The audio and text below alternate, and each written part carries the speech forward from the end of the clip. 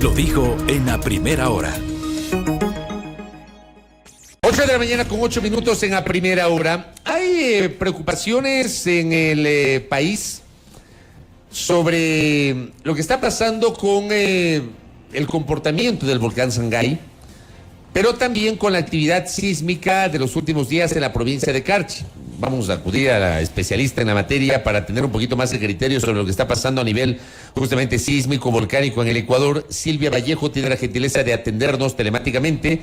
Ella es vulcanóloga que pertenece al Instituto Geofísico de la Escuela Politécnica Nacional. Silvia, ¿cómo le va? Bienvenida, muy buenos días. Les saludamos Belkis Sánchez y Fabricio Vela desde el informativo a primera hora de Radio Sonorama. ¿Cómo le va?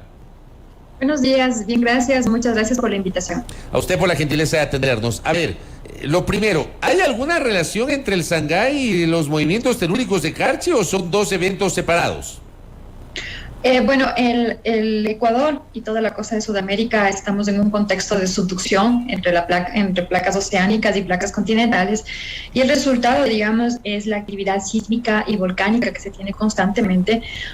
Entonces, por un lado, acá en el Ecuador, al momento tenemos dos volcanes que están en erupción, el volcán Sangay y el volcán Reventador.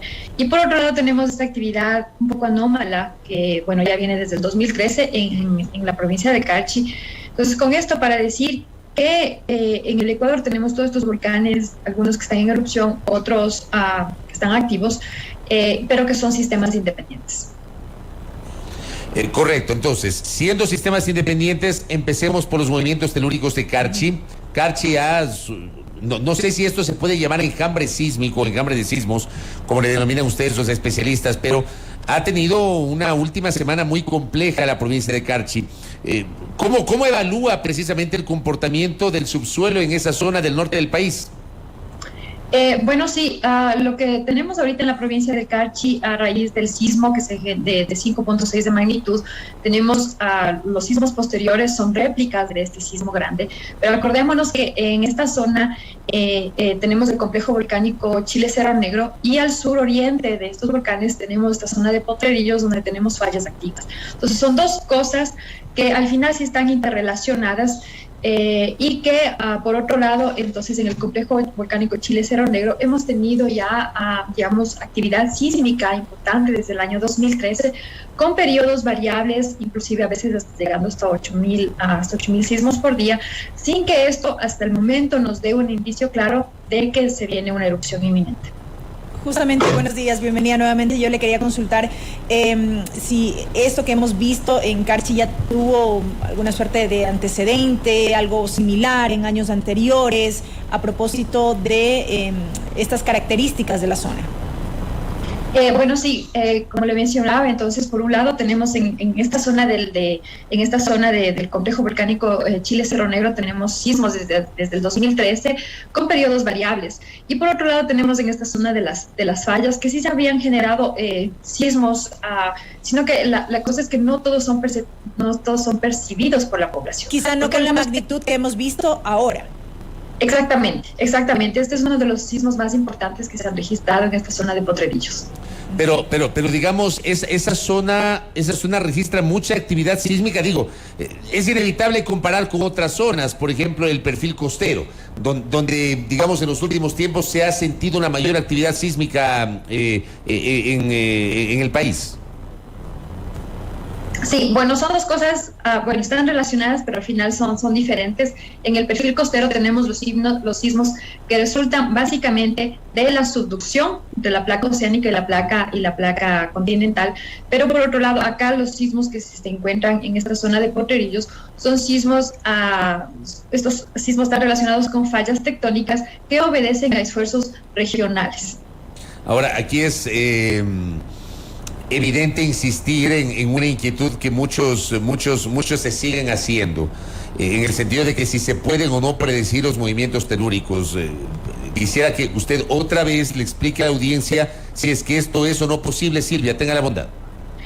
Lamentablemente no, en ninguna parte del mundo se ha podido lograr predecir los sismos ni las erupciones volcánicas, lamentablemente.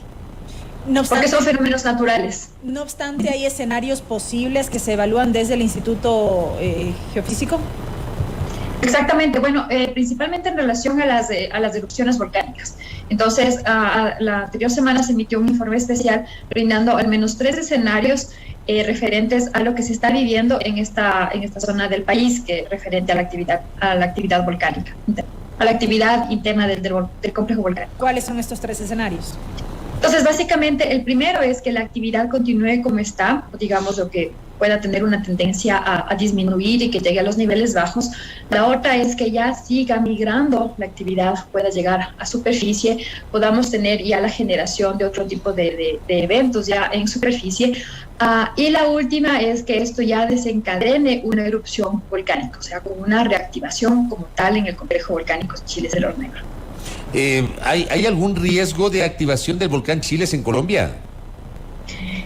Bueno, esta es una muy buena pregunta. Nosotros, digamos, estos 2 volcanes, Chiles y Cerro Negro, se encuentran en los 2 territorios, tanto en el colombiano como en el ecuatoriano. Entonces, en ese sentido, digamos, el Instituto Geofísico y todos los otros entes oficiales para la prevención del riesgo, estamos en continuo contacto con los colegas colombianos porque si erupciona uno de estos dos volcanes, podría afectar tanto a la población ecuatoriana como a la población colombiana. Frente a estos posibles escenarios, puntualmente, ¿cuáles son las recomendaciones que se formulan?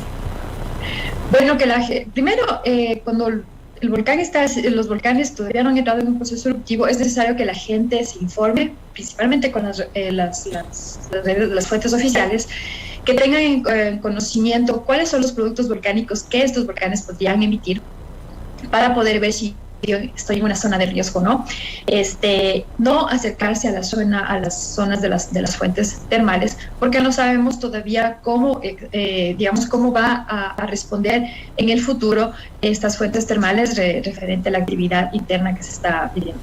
Pasemos del enjambre sísmico. Nada más una última inquietud. Se habla también de la posibilidad de un simulacro binacional. ¿Cómo avanzan en este sentido? Bueno, en este simulacro básicamente están a cargo el Servicio Nacional de Gestión de Riesgos de Emergencias como ente responsable de aquí del Ecuador, y nosotros participaremos en esta parte como el ente técnico. Tengo entendido que se generará en las próximas semanas. Una cosa más sobre este tema antes de hablar del Sangay, pero acá nos dice uno de nuestros internautas que ayer hubo temblor en Ambato a las 8 de la noche con magnitud 3.5 de intensidad. ¿Tiene alguna referencia sobre eso? Bueno, la magnitud fue exactamente de 3.5, y la cosa es que sí, o sea, en el Ecuador, y eso es importante recalcar, que se están generando sismos todo el tiempo, pero no todos son percibidos por las personas. Entonces, si alguien nos dice, por ejemplo, es que ha ocurrido un sismo u otro, sí, es verdad, la magnitud puede ser importante, ha aumentado, pero existen sismos todo el tiempo. Correcto. Pasemos, en cambio, al comportamiento del volcán Sangay. ¿Qué está pasando con el Sangay? Bueno, el volcán Sangay es un volcán que está en erupción continua desde el 2018, y desde entonces ha tenido algunos pulsos importantes de actividad con la generación de productos volcánicos importantes como las columnas eruptivas, flujos piroclásticos, flujos de lava. Al momento el volcán se encuentra con actividad alta, superficial alta, y ha estado relacionada principalmente con estas columnas eruptivas, y que el día domingo generó la caída de ceniza en algunos poblados de la provincia de Guayas. Pero ¿este comportamiento del Sangay estaba dentro de las previsiones del geofísico, Silvia? Totalmente. ¿Es un comportamiento, digamos, habitual del volcán, o es un comportamiento que, aún más allá de la expectativa, termina siendo poco habitual si comparamos, por ejemplo, con lo que pasa con la actividad eruptiva del Tungurahua, por mencionar el ejemplo? Bueno, lo que tenemos ahorita en el Sangay se lo puede decir habitual dentro de sus parámetros. No hemos tenido al momento, en lo que pasó en estas 2 últimas semanas, un pulso más importante, ¿sí? O sea, algo muy grande que ha generado caída de ceniza en varias provincias. Sin embargo, claro, lo que pasó el fin de semana ha sido, hemos tenido y estamos teniendo un incremento en la actividad referente a los niveles o a los parámetros más bajos. Ustedes han sostenido que la actividad es alta y con tendencia ascendente, si bien no se puede prever finalmente cuál va a ser el desenlace de esta actividad. ¿Qué decir respecto de cómo se ha mantenido en este último tiempo? Claro, bueno, cómo se observa, cómo va la tendencia o cómo va la actividad, se mide básicamente en diferentes parámetros de los datos que se generan a través de las estaciones de monitoreo. Y claro, la tendencia es ascendente en base a la sismicidad, en base a los gases que se van observando.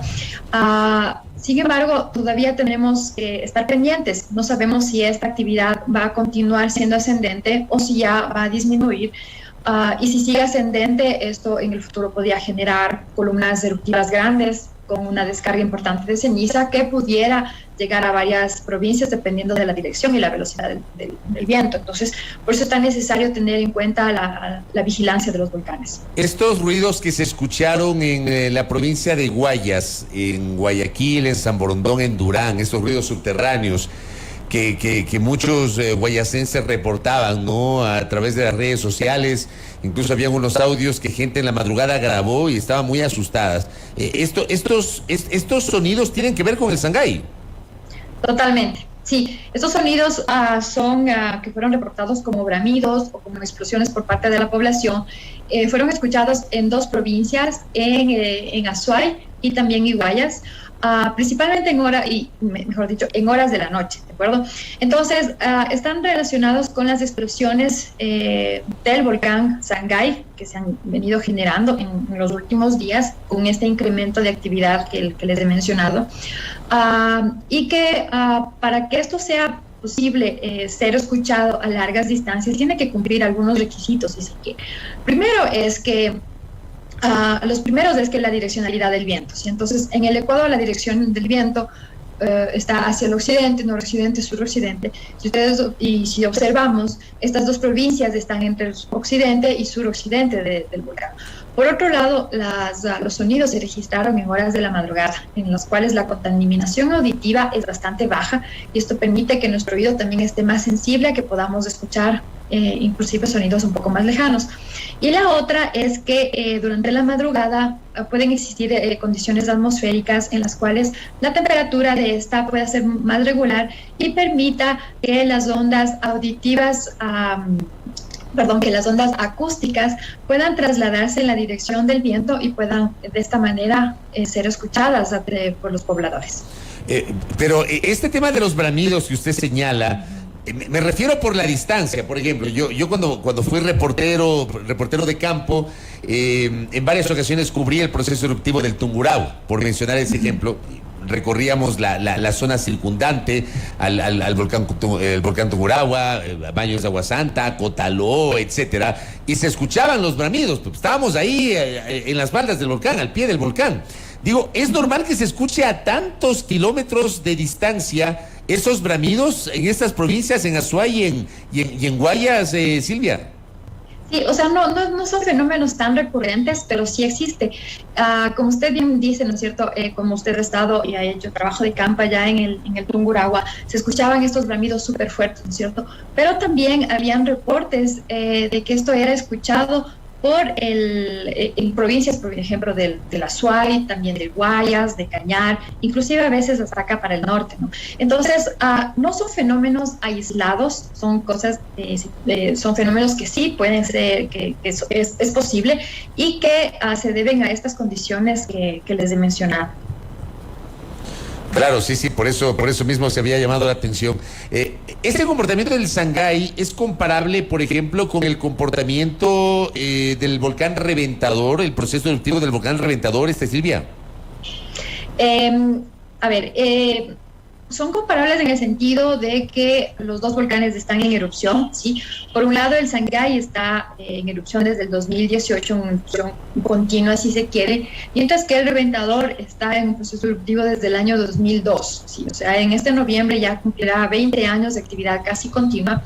Y claro, el alcance de la dispersión de los productos volcánicos es bastante diferente, ¿sí? Por una parte, el Sangay se encuentra en una zona un poco remota en la provincia de Morona, Santiago, y que los productos que salen, emiten y que se dispersan sobre el volcán propiamente, como los flujos piroclásticos, como las lavas o los flujos de lodo secundarios. Esos primeros dos, los flujos piroclásticos y lava, no afectan a la población debido a que no hay gente que vive cerca del volcán propiamente. ¿Sí? Lo que se ha visto afectado a la población ha sido relacionado con los flujos de lodo que han afectado principalmente al río Ubano y al río Sangay hacia el norte. Por otro lado, también se tiene la ceniza, ¿no? Entonces, se ha visto en los últimos años que con el Sangay, en estos picos de actividad, ha generado columnas eruptivas importantes de varios kilómetros sobre el nivel de la cumbre, y que por la direccionalidad del viento ha facilitado que esta ceniza se disperse y pueda afectar áreas importantes en el país, principalmente al occidente y suroccidente.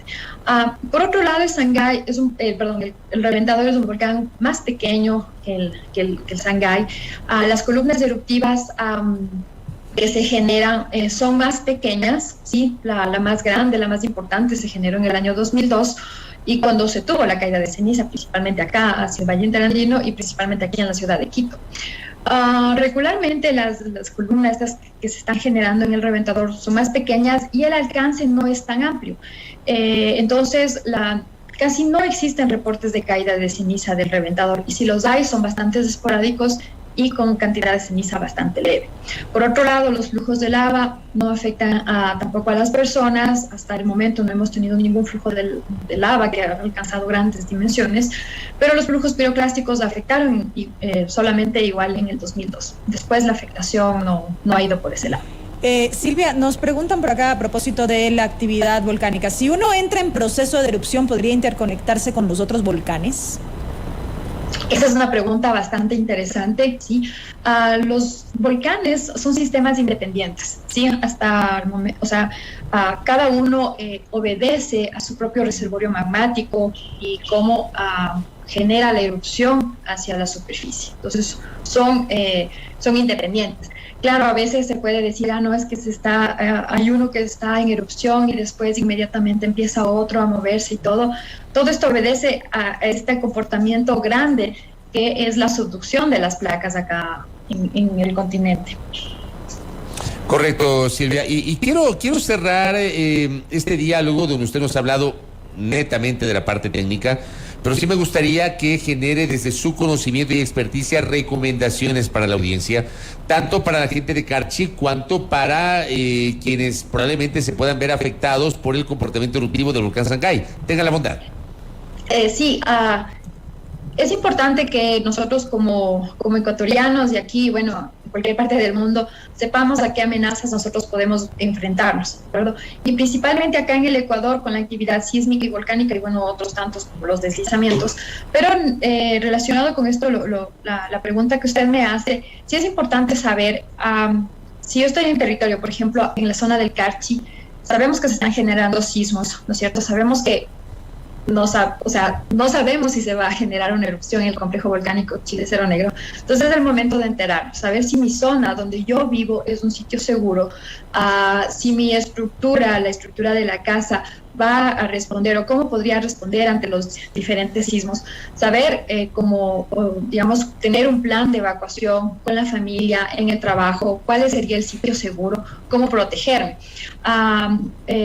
Si eventualmente cayera ceniza, y como se vivió ya, digamos, por muchos años en la zona del Tungurahua o también del Cotopaxi en un periodo más corto de tiempo, si cae ceniza, hay que protegerse con mascarilla, con gafas, con gorra, cubriéndose la piel, tener el alimento para los animales, porque sabemos que son zonas agrícolas, entonces en ese sentido también hay que prever, no sabemos si va a pasar o no, por eso lo único que podemos saber es que tenemos que esperar y ver cuál de los escenarios se cumpliría. Y con respecto al Sangay, claro que la dispersión de la ceniza, esto no se puede controlar. Entonces, en ese sentido también estar, digamos, pendiente, ¿no? Porque la zona agrícola al occidente del volcán puede ser afectada y ha sido afectada en los últimos años, principalmente por este producto volcánico. Entonces, por un lado, protegernos nosotros como personas, las familias, con mascarilla, con gafas, con gorra, pero también cuidar las fuentes de agua, cuidar las fuentes de animales o para los animales, o si no, saber en dónde yo puedo adquirir o de dónde yo puedo obtener otro tipo de alimentación para los animales. Correcto, Silvia. Le quiero agradecer por su explicación, sobre todo técnica, para tratar de entender, que nosotros podamos tener información desde la fuente oficial sobre el comportamiento tanto del volcán Sangay cuanto lo que está pasando en la provincia de Carchi con estos comportamientos sísmicos, ¿no? Gracias, Silvia, por la gentileza. Que tenga una buena mañana. Muchas gracias. Y lo último que me faltó decir es que es necesario que la población se remita a las fuentes oficiales. Eso es algo súper importante que tenemos que conocer. Muchas gracias y un buen día. Muy amable a Silvia Vallejo, ella es vulcanóloga del Instituto Geofísico de la Escuela Politécnica Nacional, que nos ha expresado algunos detalles de lo que tiene que ver justamente con el comportamiento del volcán Sangay, ubicado en la Cordillera Oriental, en la provincia de Morona, Santiago. Los bramidos, nos ha confirmado que los bramidos que escucharon muchos guayacenses en Guayaquil, en Durán, en San Borondón, tenían que ver con aquello. No sé si tú tuviste alguna referencia de estos bramidos, tal vez con tu familia. Me lo comentaron. Sí, me lo comentaron. Yo vi en redes sociales, ahí había gente que grabó los bramidos y era una cosa de miedo, de terror, pero tiene que ver justamente con el comportamiento eruptivo del volcán Sangay y, por supuesto, estos enjambres sísmicos que han afectado a la provincia de Carchi en el curso de los últimos días. 8 de la mañana con 29 minutos en la primera hora. Volvemos. Primera plana. Todas las noticias, todas las voces.